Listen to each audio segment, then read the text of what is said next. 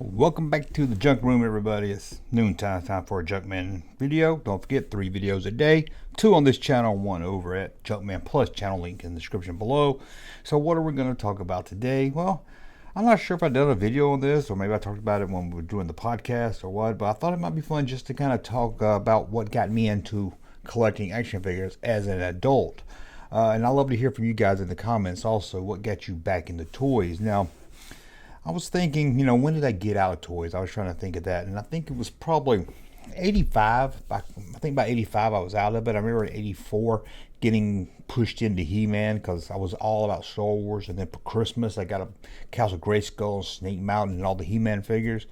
And I was looking at, what came out in 85, and it was kind of like, I knew some of those I didn't remember.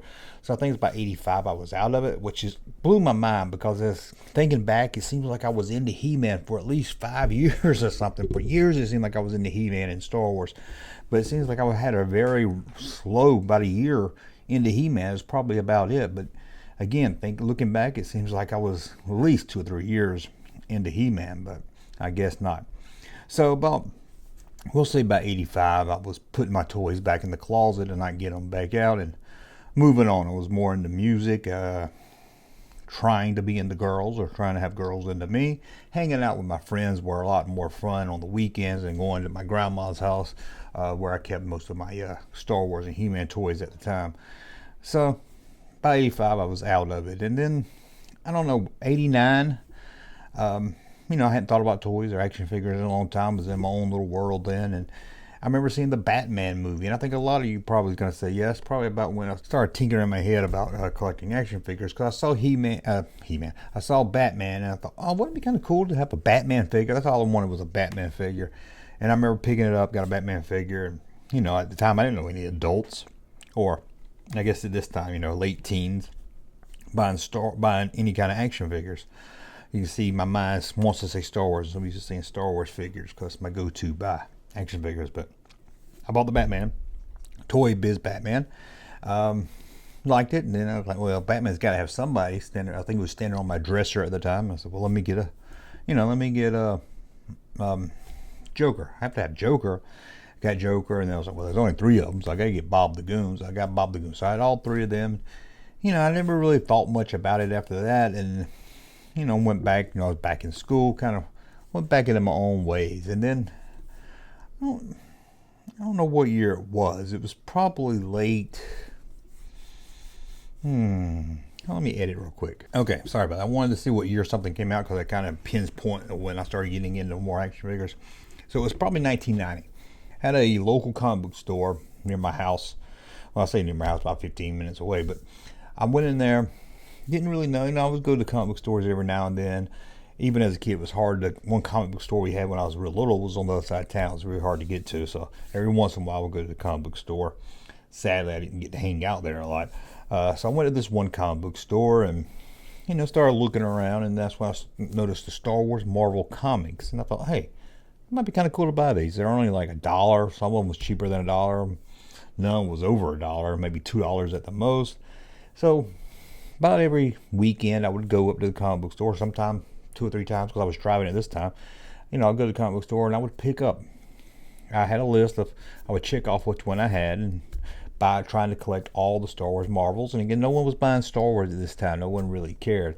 And that's when I started, kind of building like a friendship with the guy that he didn't own the store, but later in a couple of years, he would just buy the store. He was just working there at the time. So it was around this time, it's probably 90 still, and I remember I was getting into the Marvel comics, and I went to the bookstore at my local mall, probably B. Dalton's or Walton, one of the ones at the mall, and they had this Star Wars book. It was Star Wars and Star Trek collectibles. It had Darth Vader on the cover. Some of you know what I'm talking about. Very famous collector book at the time. And it was weird because you hardly ever saw anything Star Wars at the store. Every once in a while, maybe in a magazine like Starlog. But I bought it. Thought it was kind of fun. I was flipping through the book and got to the Star Wars action figures and thought, man, I haven't thought about Star Wars action figures in a long time. And I saw a picture of Anakin Skywalker, a little black and white photo down at the bottom. I can still see it burning in my head.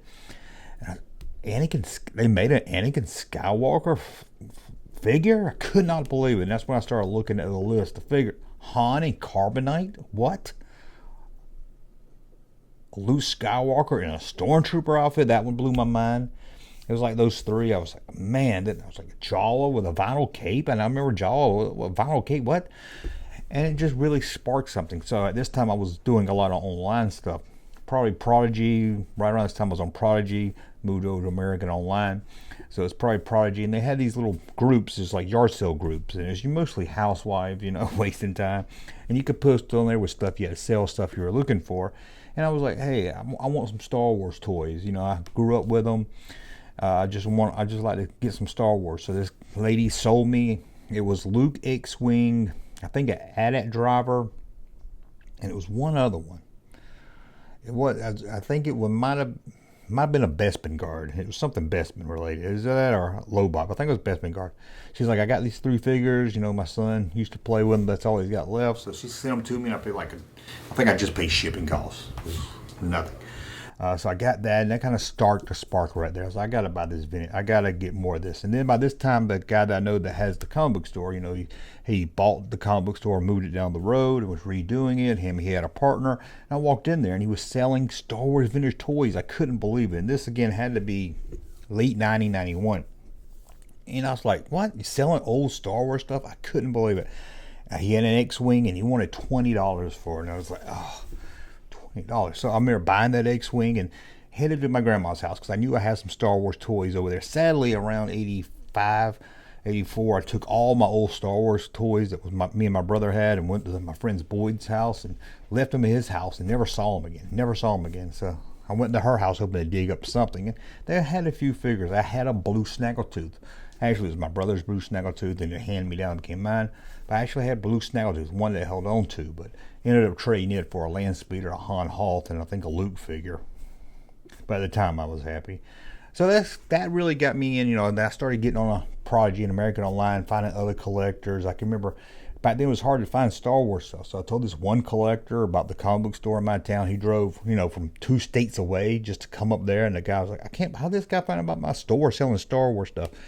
And then it's that's when me and him started talking, kind of build up a friendly relationship. And then I started looking more into, I was okay, I'm buying Star Wars, so I would waste my time and go to Toys R Us and notice a lot of action figures there. And I'm not really sure the date the Batman animated series figures came out. That was the first one. I was like, I got to get all these. These are awesome. I just wanted the villains because I was really into that cartoon. So that's probably 91, 92. I can remember Robin Hood, Prince of Thieves. That was 91. Picking those figures up because I liked the card. I wasn't a big fan of the movie. I just really like those cards. To me, even today, they remind me of the end of the vintage era. They had the big photo from the movie, and Kenner was like the last good Kenner line. So I remember buying those, and before I knew it, it seemed like the floodgate was open, not just to me. It seems like, action figure news started coming out. Action figure digest. Wizard had their toy fair right a few years after that. I think it came out a little later. You had Toy Shop magazine. It just seemed like everything was just like, I don't know, like 92, just boom. This whole market opened up, at least to me, and I was like, I'm not a weird guy collecting toys.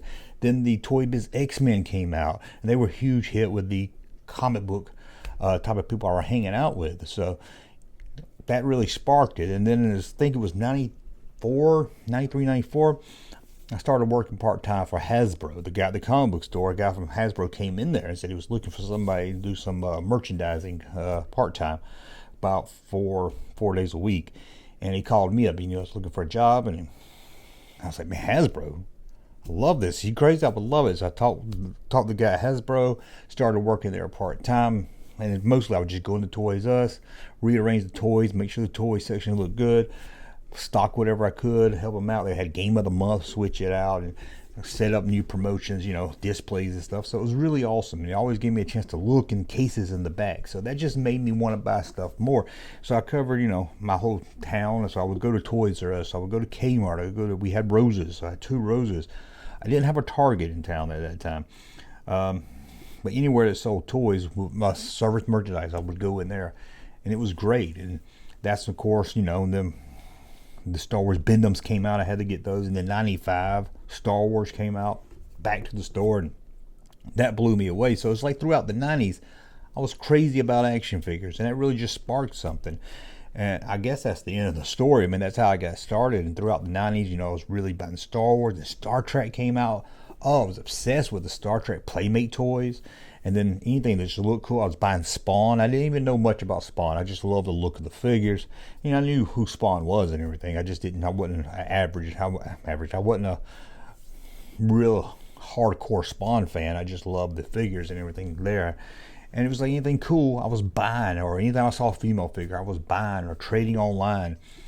And you know, throughout the 90s, and then 99 I got married, and I kind of tapered off with the toys and stuff. You know, I would still check out, I would still go to Walmart or wherever I was and look at the toy section. I would still buy mostly Star Wars or whatever looked cool. Started really getting into DVD collecting too. So, you know, and then when I was married, it kind of died down. And today, you know, I don't buy. People, you never buy nothing when you go to the store. Well, honestly, I don't really buy much when it comes to the new stuff. And it's not because I don't want the new stuff. Well, they don't make anything. Let me tell you that. Let me say this a better way.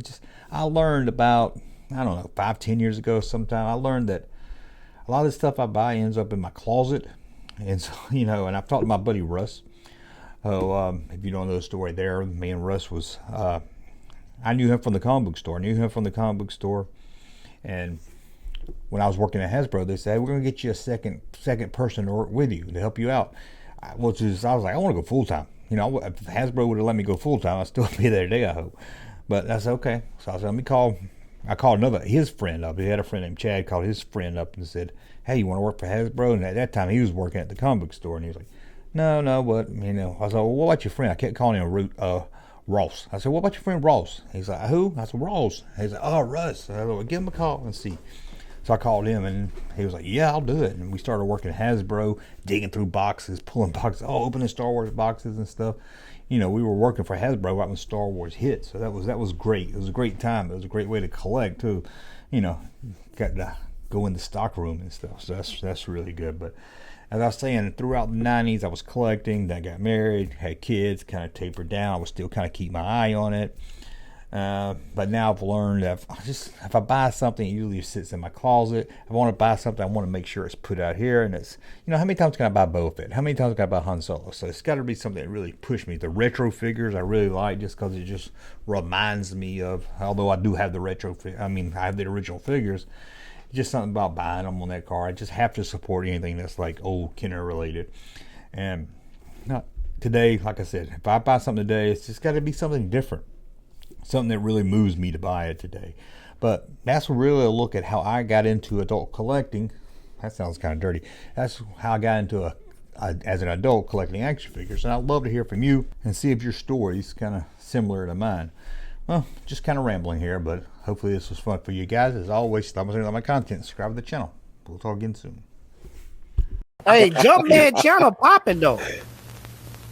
Thank you, sir, for that unsolicited testimony.